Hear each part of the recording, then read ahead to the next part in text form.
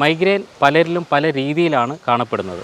പക്ഷേ പൊതുവായി മൈഗ്രെയിന് ചില പ്രത്യേകതകളുണ്ട്. രോഗത്തിൻ്റെ പ്രധാനപ്പെട്ട ലക്ഷണങ്ങളൊക്കെ വരുന്നതിന് മുമ്പ് തന്നെ ചില മൈനറായിട്ടുള്ള ലക്ഷണങ്ങൾ കാണിക്കാം.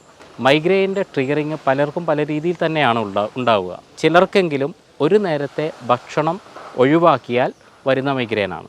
80% വരുന്ന ജനങ്ങൾക്കും കണ്ടിട്ടുള്ളത് ഗട്ട് റിലേറ്റഡ് പ്രശ്നമുള്ള ആൾക്കാർക്കാണ് മൈഗ്രെയിൻ വരുന്നത് എന്നുള്ളതാണ്.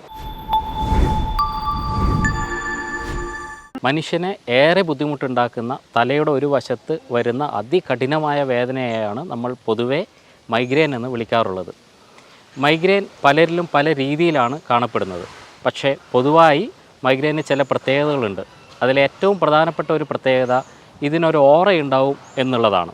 എന്താണ് ഓറ? രോഗത്തിൻ്റെ പ്രധാനപ്പെട്ട ലക്ഷണങ്ങളൊക്കെ വരുന്നതിന് മുമ്പ് തന്നെ ചില മൈനറായിട്ടുള്ള ലക്ഷണങ്ങൾ കാണിക്കാം ഇതിൻ്റെ മുന്നോടിയായി. അതിനെയാണ് നമ്മൾ ഓറ എന്ന് വിളിക്കുന്നത്. ചിലർക്ക് അത് കണ്ണിനകത്ത് വരുന്ന ബ്ലറിങ് ആയിരിക്കാം, മറ്റു ചിലർക്ക് കണ്ണിനകത്ത് ചെറിയ വെളിച്ചം പോലെ വരുന്നതായിരിക്കാം, മറ്റു ചിലർക്ക് അത് നോസിയേഷനാണ്, ഛർദ്ദിക്കാനുള്ളൊരു ടെൻഡൻസിയാണ്. ഓറ പോലെ തന്നെ വളരെ പ്രത്യേകതയുള്ള മറ്റൊരു കാര്യമാണ് ഇതിൻ്റെ പുറകിൽ ഒരു ട്രിഗറിങ് ഉണ്ടാവും എന്നുള്ളത്.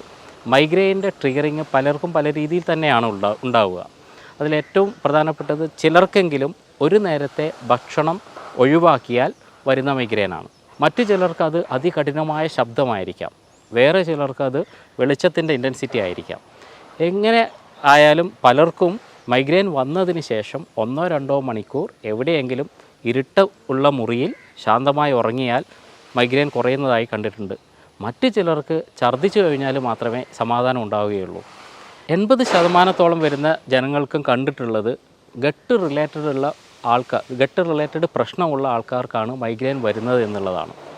അതായത് ബ്ലോട്ടിംഗ് ഉണ്ടാവുക, നെഞ്ചരിച്ചിലുണ്ടാവുക, ഗ്യാസ് നിറയുക, കോൺസ്റ്റിപ്പേഷൻ ഉണ്ടാവുക, അങ്ങനെ പല ലക്ഷണങ്ങളും കാണിക്കാറുണ്ട്. ഇത്തരം ലക്ഷണങ്ങൾ കൂടി നിൽക്കുന്ന ദിവസങ്ങളിലാണ് പലർക്കും മൈഗ്രെയിൻ്റെ ട്രിഗറിങ്ങും ഉണ്ടാകുന്നതായിട്ട് കണ്ടിട്ടുള്ളത്. എന്താണ് ഈ ഗട്ടും മൈഗ്രെയിനും തമ്മിലുള്ള ബന്ധം? ആധുനിക വൈദ്യശാസ്ത്രത്തിൻ്റെ പിതാവ് തന്നെ ഹിപ്പോക്രാറ്റീസ് തന്നെ പറഞ്ഞിട്ടുണ്ട്, every disease begins from the gut. എല്ലാ രോഗങ്ങളും തുടങ്ങുന്നത് ദഹന വ്യവസ്ഥയിൽ നിന്നാണ്. ഇവിടെ എന്താണ് മൈഗ്രെയിനും ഗട്ടും തമ്മിലുള്ള ബന്ധം? അസിഡിറ്റി ഉണ്ടാക്കുന്ന ഒരു ബാക്ടീരിയയാണ് എച്ച് പൈലോറി. എല്ലാ പഠനങ്ങളും പറയുന്നത് ഇതേ എച്ച് പൈലോറിയാണ് മൈഗ്രെയിനിൻ്റെ പിന്നിലും ഉള്ളത് എന്നാണ്. അതായത് എച്ച് പൈലോറിയുടെ എഫക്റ്റ് കൊണ്ടാണ് അസിഡിറ്റി ഉണ്ടാകുന്നതും അതേ എച്ച് പൈലോറി കൊണ്ട് തന്നെയാണ് മൈഗ്രെയിൻ ഉണ്ടാകുന്നതും. ഇതുകൊണ്ട് തന്നെയാണ് പലപ്പോഴും ഒന്ന് വൊമിറ്റ് ചെയ്തു കഴിഞ്ഞാൽ മൈഗ്രെയിന് വളരെയധികം ശാന്തത ലഭിക്കുന്നതും. എച്ച് പൈലോറിയെക്കുറിച്ചുള്ള പഠനത്തിന് നോബൽ സമ്മാനം തന്നെ ലഭിക്കുകയുണ്ടായിട്ടുണ്ട്. എച്ച് പൈലോറിയെ നിയന്ത്രിക്കുക എന്നുള്ളതാണ് ഒരു വിഭാഗം മൈഗ്രെയിനെ കൺട്രോൾ ചെയ്യാനുള്ള ഏറ്റവും നല്ല വഴി. ഇതിനു വേണ്ടി നമുക്ക് ചെയ്യാനുള്ളത് ഡയറ്ററി മാനേജ്മെൻറ്റ് തന്നെയാണ്. ഭക്ഷണത്തിൽ എന്തൊക്കെ മാറ്റങ്ങൾ വരുത്തണം എന്ന് നമുക്ക് നോക്കാം. ഏറ്റവും പ്രധാനപ്പെട്ടത് ദഹന വ്യവസ്ഥയ്ക്ക് ബുദ്ധിമുട്ടുണ്ടാക്കുന്ന കാര്യങ്ങൾ ഒഴിവാക്കുക എന്നുള്ളത് തന്നെയാണ്. അതിലേറ്റവും പ്രധാനമുള്ളത് റോ ഡയറ്റ് അല്ലെങ്കിൽ വേവിക്കാത്ത പച്ചക്കറികൾ കഴിക്കുക എന്നുള്ളതാണ്. സ്വതവേ വേവിക്കാത്ത പച്ചക്കറികൾ ശരീരത്തിന് ഏറ്റവും നല്ലതാണെങ്കിൽ പോലും ദഹന സംബന്ധമായ പ്രശ്നം ഉള്ളവർക്ക് അല്ലെങ്കിൽ മൈഗ്രെയിൻ ഉള്ളവർക്ക് ഈ പറയുന്ന റോ ഡയറ്റ് ഒട്ടും നല്ലതല്ല. മറ്റൊന്ന് ഗ്ലൂട്ടൻ അടങ്ങിയ ഭക്ഷണമാണ്. ഗ്ലൂട്ടൻ അടങ്ങിയ ഭക്ഷണം എന്ന് പറയുമ്പോൾ ഏറ്റവും പ്രധാനപ്പെട്ടത് ഗോതമ്പുമായി ബന്ധപ്പെട്ടുള്ള ഭക്ഷണ പദാർത്ഥങ്ങൾ തന്നെയാണ്. അപ്പോൾ ഗോതമ്പ് പൂർണ്ണമായി ഒഴിവാക്കുക എന്നുള്ളതാണ് മൈഗ്രെയിൻ ഉള്ളവർ ഒഴിവാക്കേണ്ട മറ്റൊരു പ്രധാനപ്പെട്ട ഘടകം. നട്ട്സും പയറുവർഗ്ഗങ്ങളും പൊതുവായി നമ്മൾ ശ്രദ്ധിച്ചിട്ടുണ്ടാവും. ഇത് കഴിക്കുന്ന ദിവസം ദഹന പ്രശ്നങ്ങൾ ഉണ്ടാകുന്നതായിട്ട് കാണാം. തീർച്ചയായിട്ടും നട്ട്സും അതുപോലെ തന്നെ പയറുവർഗ്ഗങ്ങളും ഒരു വലിയ പരിധി വരെ നിയന്ത്രിക്കേണ്ടത് മൈഗ്രെയിൻ്റെ കൺട്രോളിനും ആവശ്യം തന്നെയാണ്. മറ്റൊരു പ്രധാന ഘടകം എന്ന് പറയുന്നത് പഞ്ചസാരയും ഉപ്പും ആണ്. പഞ്ചസാര പൂർണ്ണമായിട്ടും ഒഴിവാക്കുക, ഉപ്പ് കഴിയുന്നത്രയും കുറക്കുക. കാരണം ഉപ്പിൻ്റെ പ്രസൻസിൽ എച്ച് പൈലോറി വർദ്ധിക്കാനുള്ള സാധ്യത ഉണ്ട്. ഇതുപോലെ തന്നെ എന്തൊക്കെ സാധനങ്ങൾ നമ്മൾ കഴിക്കേണ്ടതിൽ ഏറ്റവും പ്രാധാന്യം നമ്മൾ പറയുന്നത് പ്രോബയോട്ടിക്സ് അല്ലെങ്കിൽ നല്ല ബാക്ടീരിയയാണ്. ഈ നല്ല ബാക്ടീരിയ ശരീരത്തിനകത്ത് കയറുന്നതോടുകൂടി തന്നെ എച്ച് പൈലോറിയെ ഒരു വലിയ പരിധിവരെ നിയന്ത്രിക്കാൻ വേണ്ടി കഴിയും. ഇങ്ങനെ പ്രോബയോട്ടിക് അടങ്ങിയ വളരെ നല്ലൊരു ഭക്ഷണമാണ്. സാമാന്യം നന്നായി അധ്വാനിക്കുന്ന പഴയ കാലത്തുള്ള ആൾക്കാർ ധാരാളമായി കഴിച്ചിരുന്ന ഒരു സാധനമാണ് പഴങ്കഞ്ഞി. ഈ പഴങ്കഞ്ഞി വളരെ നല്ലൊരു പ്രോബയോട്ടിക്കാണ്. മറ്റൊന്ന് അധികം പുളിക്കാതെയുള്ള തൈരാണ്. അധികം പുളിക്കാത്ത തൈരും പ്രോബയോട്ടിക്കായിട്ട് നമുക്ക് ഉപയോഗിക്കാം.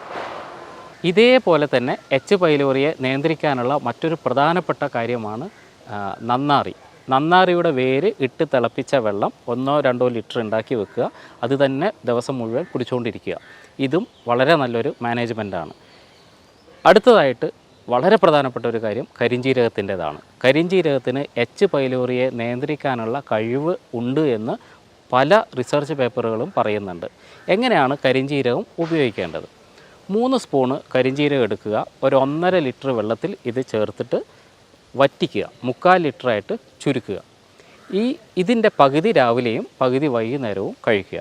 എച്ച് പൈലോറിയെ വളരെ കൃത്യമായിട്ട് നിയന്ത്രിക്കാൻ വേണ്ടി കരിഞ്ജീരകത്തിന് കഴിയുന്നതാണ്.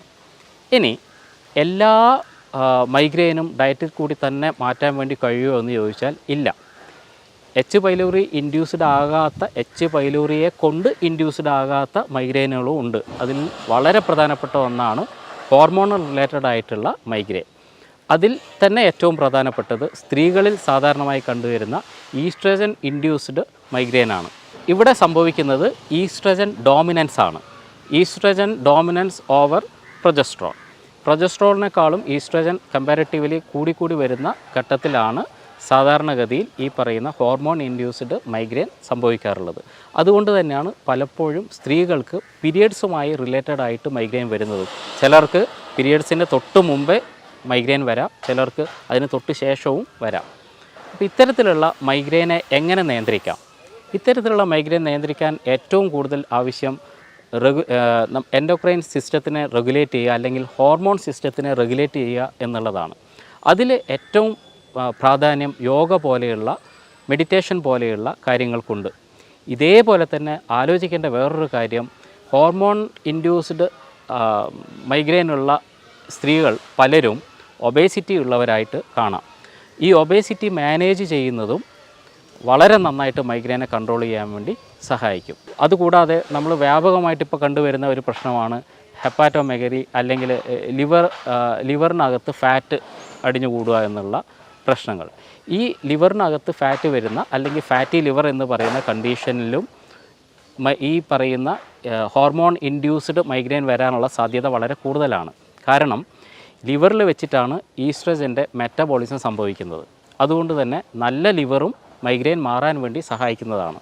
അപ്പോൾ ഈ ഘടകങ്ങളെല്ലാം ഏത് തരത്തിൽപ്പെട്ട മൈഗ്രെയിനാണ് ആ വ്യക്തിക്കുള്ളത് എന്ന് വ്യക്തമായി മനസ്സിലാക്കി, എച്ച് പൈലോറിയുടെ പ്രശ്നമുള്ള ആൾക്കാരാണെങ്കിൽ ഡയറ്ററി മാനേജ്മെൻറ്റ് കൃത്യമായി ചെയ്യുകയും, ഹോർമോൺ ഇൻഡ്യൂസ്ഡ് സാധനമാണെങ്കിൽ, മൈഗ്രെയിൻ ആണെങ്കിൽ ഹോർമോൺ ബന്ധപ്പെട്ട രീതിയിൽ തടി കുറക്കുക, അല്ലെങ്കിൽ കൃത്യമായ യോഗയും മെഡിറ്റേഷൻ ചെയ്യുക, അതുപോലെ ലിവറിനെ എൻഹാൻസ് ചെയ്യാനുള്ള, നന്നാക്കാനുള്ള വർക്കുകൾ ചെയ്യുക.